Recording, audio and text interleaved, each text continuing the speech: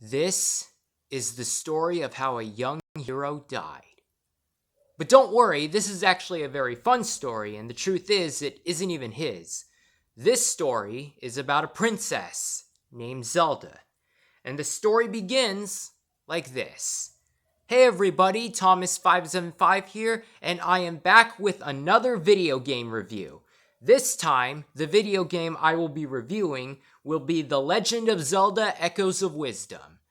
And before I do get started with my review, spoilers ahead for the game if you haven't played it yet, so go ahead and go by to a nearby store, pick up the game, play it, and then rewatch and then watch this review, or just look up an online walkthrough of the game and then just, watch it and then, come back here.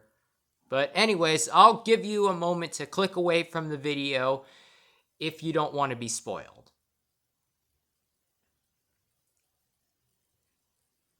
Okay, you gone yet? Alright, spoiler warning is over, so let's go ahead and get started. So the game opens up inside some sort of dungeon, where a hooded stranger with a sword takes out a bunch of armored monsters. So you play as him for a while, and then you reach a certain area where you fight a blue monster. Now, of course, this blue monster, is the Prince of Darkness, Ganon, but the text box doesn't say that's who he is. In fact, you don't actually learn his name, or I should say, you don't actually see his name revealed in the game until later on, which is kind of stupid because, we all know who this character is from the first game, right? You don't have to hide on what his name is. I'm guessing they probably did that for newcomers in the series, which, again, I like that, but that isn't really. It's like one of those things. It's like one of those things that doesn't need to be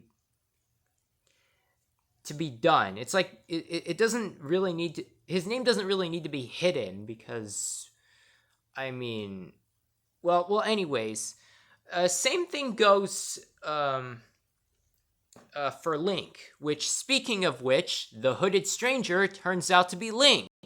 And of course, his name isn't revealed until later on in the story, which, again, is bullshit, because we all know who the character is from the first game, right? Again, probably did that for newcomers of the series or some shit, but both characters are on the box. So okay, so Link fights Ganon and kills him, but Ganon dissolves into this purple mass, and then some sort of rift opens up behind Link and sucks him in, and thus his journey is over. And yep, that's pretty much it. Or is it? Okay, so you're probably thinking that that's where the game ends if you haven't played it, right? Oh, no, that's not where it ends. So before Link fully got sucked up into the rift, he shot an arrow into a crystal where someone is being held inside. And of course, the person inside that crystal is none other than the Princess Zelda, who is our actual protagonist in the game. Yep, that's right. You don't play as Link in this game, you play as Zelda. Oh, and speaking of Link, I hope you enjoyed playing as him at the beginning, because that's the only time you ever play as him. Yep, you only play as Link in the beginning, so, hope you enjoyed that, because you're never gonna get to do it again. So anyway, Zelda picks up the hood cloak that Link dropped, and a mysterious light kind of just guides Zelda out of the dungeon. And while that happens, the rift actually starts to expand more. And luckily, Zelda manages to escape the place, and thus, that's where the game begins. And yeah, all of that was just the opening act. And I gotta say, that is one of the best openings in a video game I have ever seen. Suddenly, you're playing as one character, and then all of a sudden, you swap to another character. Actually, I hope, that is kind of a neat opening. You see the point of view of one character, and then you swap to another character. You swap to another character's point of view. I hope Sonic the Hedgehog 3 does that. Anyway, so we go back to Zelda's hometown, which is Hyrule, and she goes inside the castle, and we meet and then we meet a character who I was actually surprised to see the first time I actually played the game. Zelda's longtime nursemaid, I hope I'm remembering that right, Impa.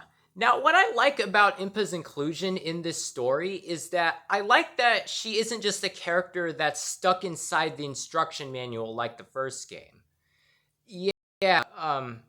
I'm really glad that they're not limiting the characters who are mentioned in the instruction manual as just a character inside the instruction manual, because it's kind of dumb why they wouldn't be in the actual game itself. Although I guess that wouldn't be the first time that's happened, because the Mushroom King in Super Mario Bros. Was mentioned inside the instruction manual for Super Mario Bros., but we never actually see him in the game, so I'm guessing that's not the first time something like that has happened. Actually, I really hope we do see the Mushroom King in a future Super Mario Bros. Game. Where was I? Oh, yeah. So, yeah, we meet Impa, and then we go into the throne room of the castle that Zelda goes into. And then we meet 3 more characters who are actually exclusive to this game. The general, right, the minister, left, and then the king of Hyrule, the king of Hyrule. Okay, now right away, I was actually laughing my ass off when I saw these names, because left and right's names are basically I'm guessing those names were a pun, because they're basically to the left and the right of the king. Their names are literally after directions. I mean,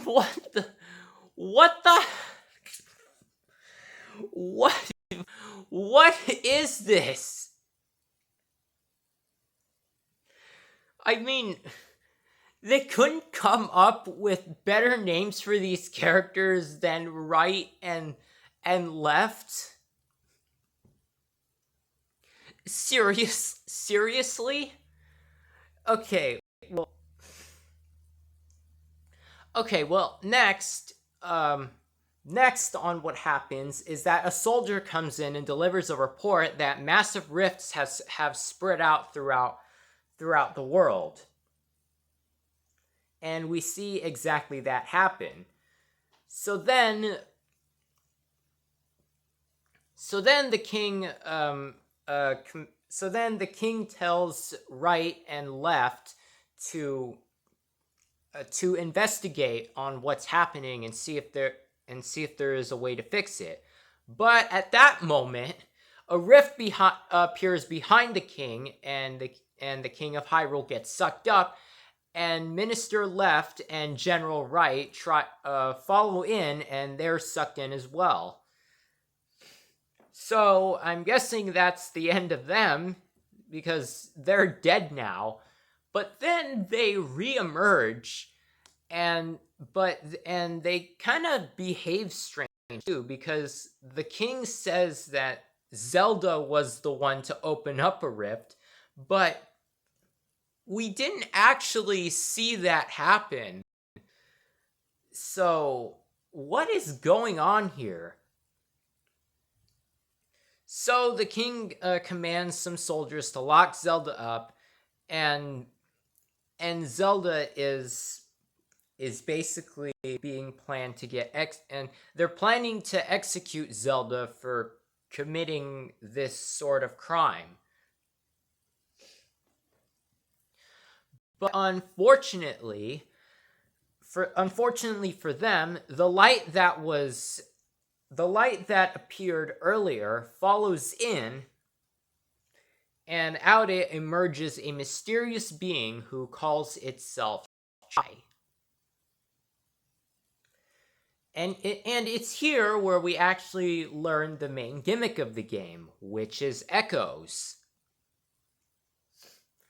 So Tri loans Zelda the Tri-Rod, and with the Tri-Rod, you're able to learn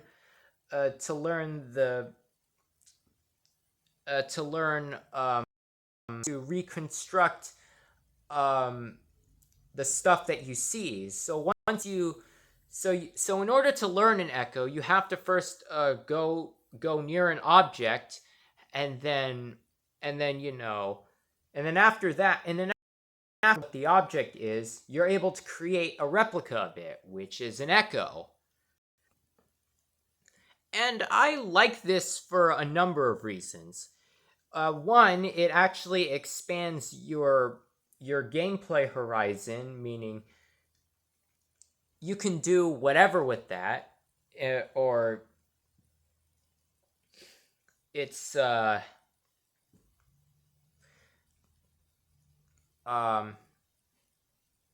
it's something new to dive into, and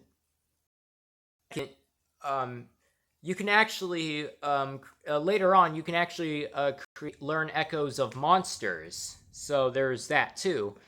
So afterward, Zelda comes across Impa, and I'm guessing that and while you try to sneak out of jail, yeah, you actually have to break out of the jail cell that you're in, or prison cell, whatever the hell. Oh my gosh, that actually wrong. But in any case, you're thinking that Zelda's busted, right? Because Impa is the one that spotted her. But Impa is loyal to Zelda no matter what, because I mean she's her most trusted nursemaid. Again, I hope I'm remembering that right. I think I'm remembering that right. I could be wrong, but anyways. So she's willing to help out Zelda no matter what, even if she is an enemy to the entire world. And however, Zelda can't exactly go out and look like herself, because she'd stand out too much, and then she'd immediately get tossed back in an instant. So then Impa sees that, and so then Impa sees the cloak that Zelda has in her pocket, and so crafts a disguise for Zelda, so that way she doesn't stand out, and that way she's able to travel freely without, getting easily noticed.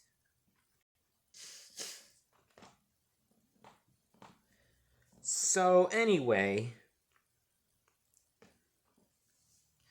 you get out, and Impa buys you time. Oh yeah. One other thing I forgot to mention: Impa gives Zelda a log, and a map, and inside is a map in which you can see where you are. So then she tells Zelda a location of where someone can help her out, and to tell her that she's the one that sent her. So then you get out, and then you're basically out of there now, and then you begin your mission of going to the place. However, once you arrive there, a rift is actually blocking the entrance of the place, meaning you cannot go inside there. So you have to find a way to get rid of that rift, and then that's where you find your first rift. And basically, how it works is that Frians can actually repair the rifts that are being torn throughout the land, and you're able to fix them. And yeah, that's what happens. You battle some monsters, repair the rift, and as you repair rifts, Tri's power actually starts to get stronger. So then once the rift is repaired, you run into Minister Left again, who notices Tri right beside Zelda. Oh yeah, something I forgot to mention is that when Zelda mentions Tri to Impa doesn't see Tri, and then Tri concludes that Zelda must be the only one that is able to see it. Which isn't the first time something like this has happened, because there have been many moments of where characters are only understood by certain individuals, or they're only seen, or something, or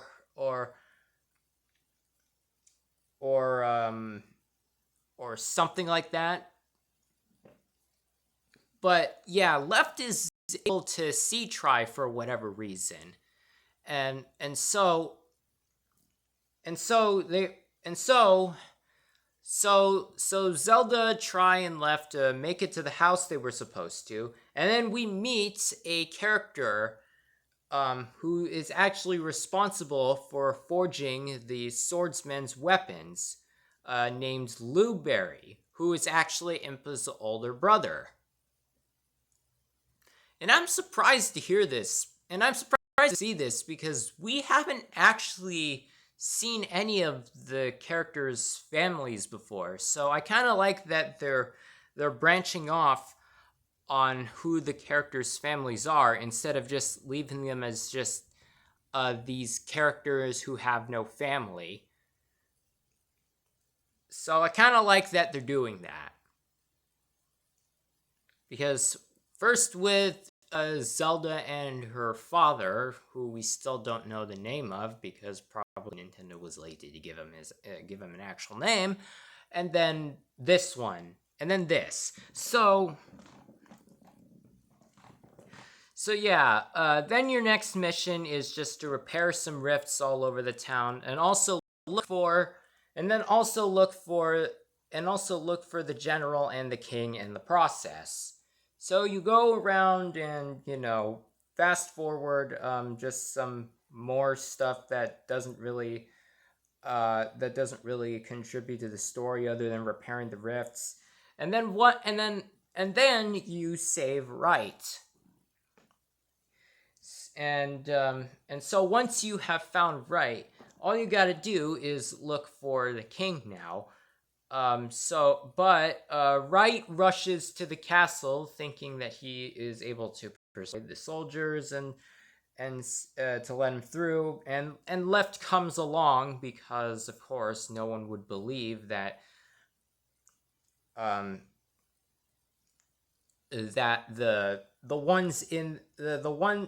general minister and the king they saw back at the castle are actually imposters.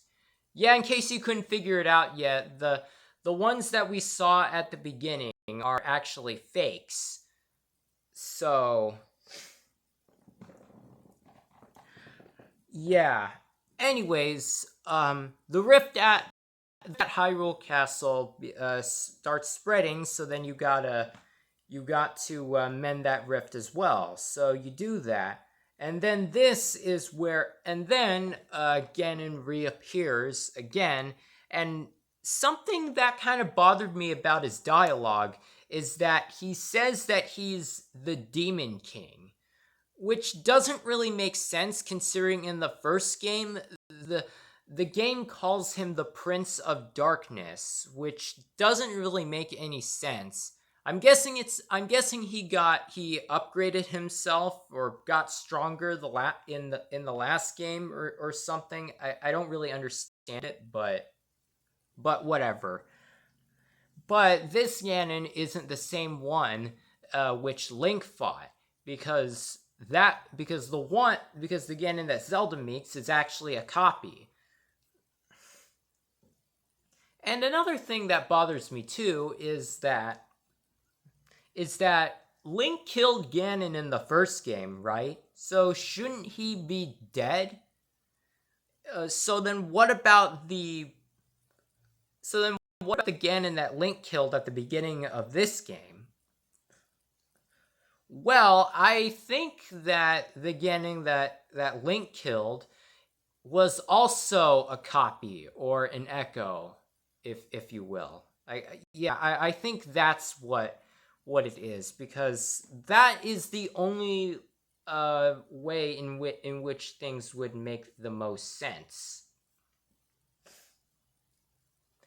Yeah, anyways, Zelda beats the imposter Ganon, and right before she leaves, she sees that Link is somehow moving inside of the rift, which doesn't really make any sense, because as you play the game, you think that Zelda is the only one that's able to move inside the rift. And it's here where a legend is revealed about a hero and a priestess that would rise up and save the world. Well, the hero turns out to be Link, of course. But so then who would the priestess be? And so everyone comes to a conclusion that it must be Zelda. So, yeah. Anyway, it seems that you think that the enemy would be Ganon, because he's reappeared twice, and probably this is it's some sort of ghost, but no, it's actually a different villain entirely. And I kind of like that they did that, considering they are not recycling the same villain over and over again. They're trying to come up with new villains with new stories, and you know, they don't want to. They're not trying to, they're trying not to repeat the same formula again and again, because after a while it'd be repetitive. So I kind of like that they're making that they made a new villain for this game. I kind of just wish that the same would apply to another series that's also made by Nintendo. Anyways, your next mission is to go to the three places in which three gods live, and mend the rifts there. And you do that, but along the way, you actually find out who the real enemy of the game is. So the real enemy of the game is this entity called Null, who basically was living in this vast amount of emptiness. But when things started to form within the void, Null would basically just null them.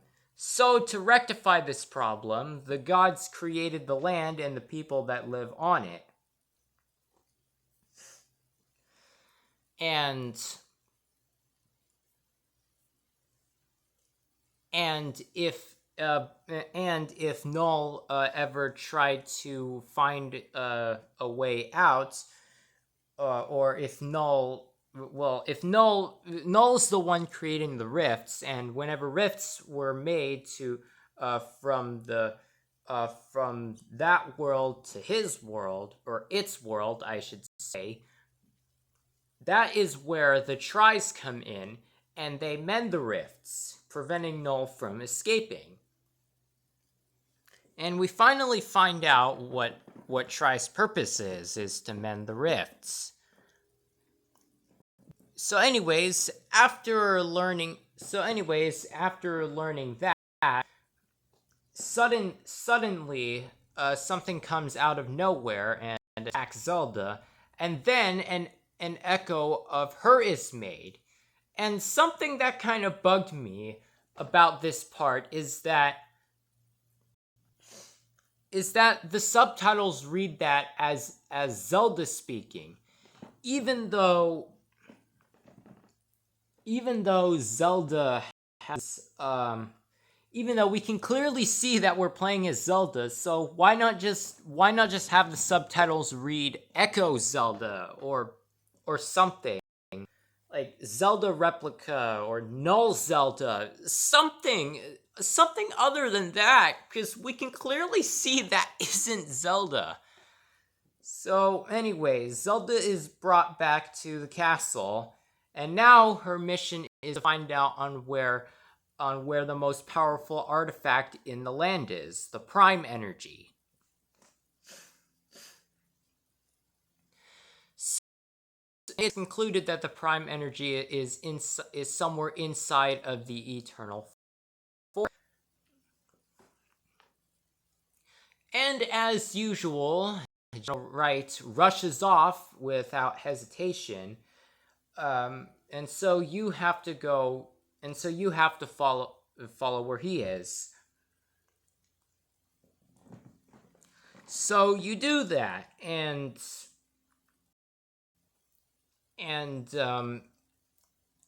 but then Wright asks why Zelda attacked them so suddenly, and so you have to explain that it's actually a copy of her.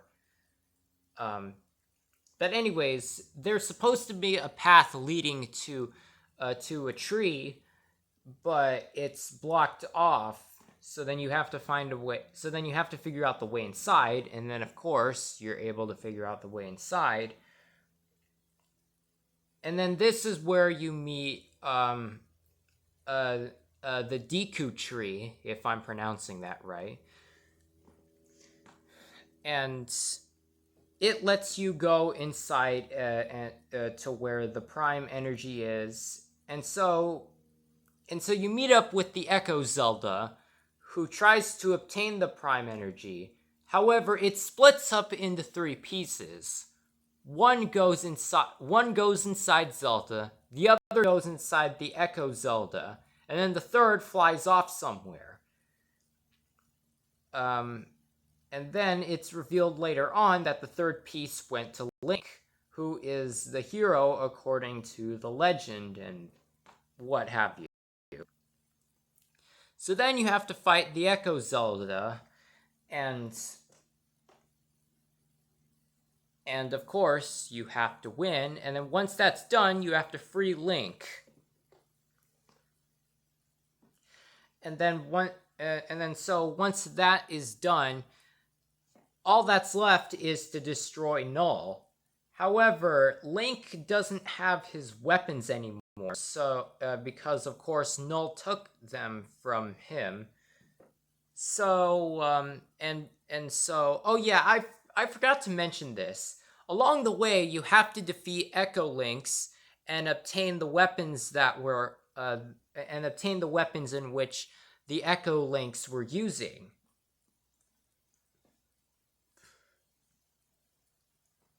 So you obtain the Sword of Might, the Bow of Might, and the Bombs of Might.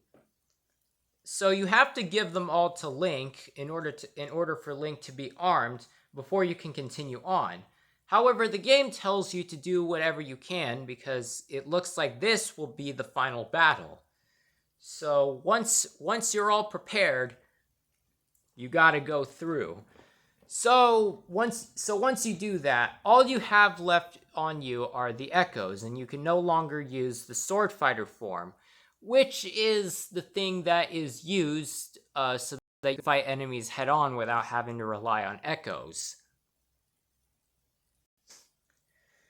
So, and then this is where we hear Null's motivation for doing this. Null just wanted to. Null was happy just living in a vast amount of nothingness until the gods came in and ruined all that. And Null wants everything to go back to the way it was, because it had what they needed. So why would they need more? And honestly, I kind of get it. It's kind of like with things that are in the real world. Why would you need more of something when you have enough? It's like this. Why would you want more spin-off games when we have enough mainline games? As an example. That's the best example I can give. But, well, I hope you understand what I'm getting at. Anyways, in the end, of course, if you haven't predicted, Zelda and Link finish off Null, and so Zelda has to say goodbye to Tri because Tri's duty has been fulfilled. But something about the ending kind of bothers me a bit because the Tri Rod was made using Tri power, right? So then, if the Tris are gone now, shouldn't the Tri Rod also disappear? Like, why does Zelda still have the Tri Rod? It should have just been gone along with. Okay. Okay, so yeah, that's basically how the game ends. Anyways, on to my thoughts of it. So, I have a few criticisms with the game. The one being the pieces of heart, which are scattered throughout the land. You have to collect four pieces of heart in order to extend your health a bit. Get another heart container.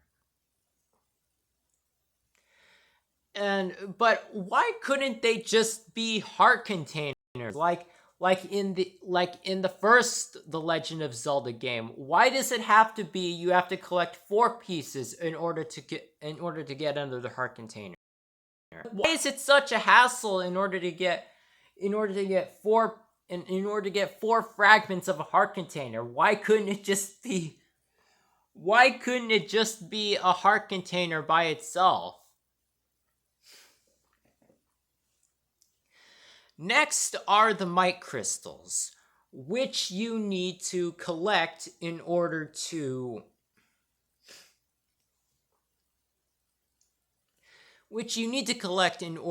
upgrade the weapons of might. But I'm guessing that they overdid it a bit, considering that there's 150 in the entire game, and you only need 125. And you only need 125 in order to fully max out all of the might stuff. And the extra 25 crystals gets you the extra 25 crystals basically get you something that doesn't matter, right? And then finally are the stamps. So there's a stamp guy in the game, and in case you didn't guess, he's a guy that's obsessed with stamps or whatever the fuck.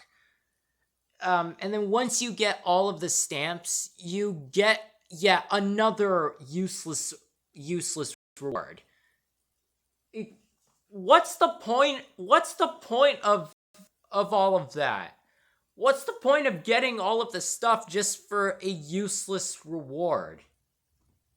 That doesn't help out at all.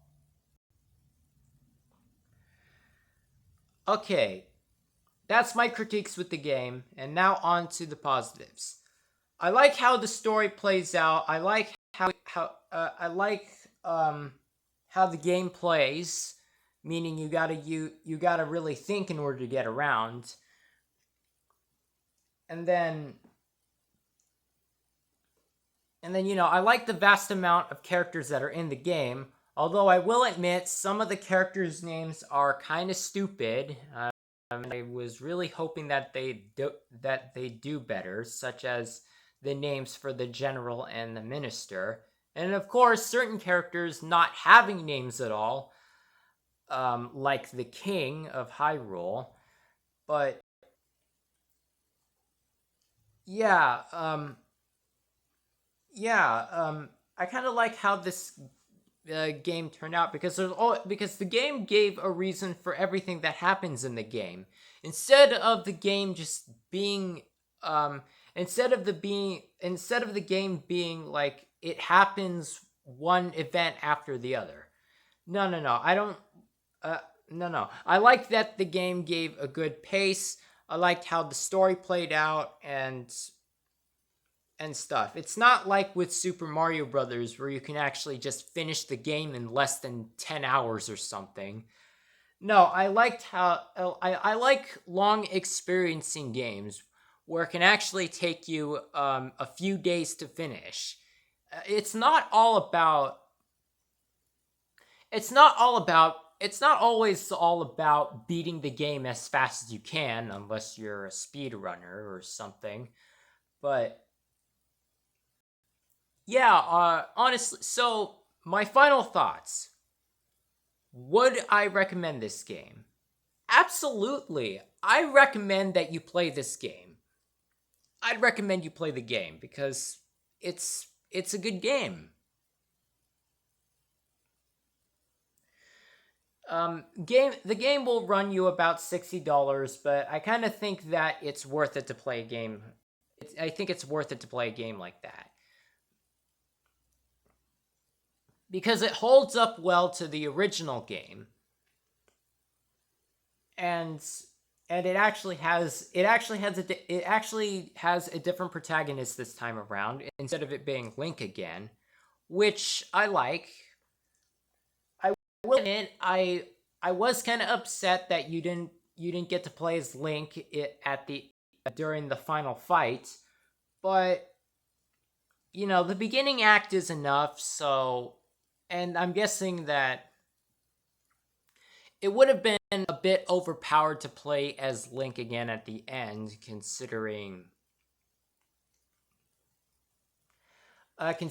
that the weapons he's using are unlimited. Like, he can use the bow and the bombs of might, like, an infinite number of times. Like, there isn't an end to them. But it's not all bad. But yeah, I would give this game an 8 out of 10. Not the best game of all time, but it is definitely somewhat a good game. So yeah, that is my review for The Legend of Zelda Echoes of Wisdom. What do you guys think of the game? Do you think there are some things that could have been improved? Do you think that the story could have been better? Do you think that there are some problems with the game that should be fixed? What do you guys think? Comment down below your thoughts. Like this video if you like this review. Share this video with others and go and spread the word. And then, of course, subscribe if you want to see more videos like this. So, yeah, with that said, this is Th0m4s575. And this was my review for The Legend of Zelda Echoes of Wisdom. So, yeah, I will see you all next time.